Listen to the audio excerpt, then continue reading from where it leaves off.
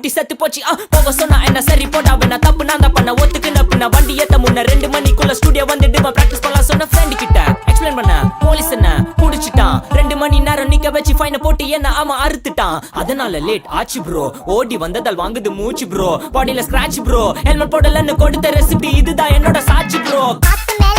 மேல காத்து கீழ காத்து சைடு காத்து ரைட் வீட்டு மேல காத்தடிக்குது காத்து ரொம்ப நாத்தடிக்குது சைடுல பார்த்தா குப்பை மேடுமா ஒச்சக்கல்ல பொரி பிரியாணி அச்சிக்கலாம் கிட்ட வரியாணி கச்சா மேங்கோ பைட்டு பைட்டுமா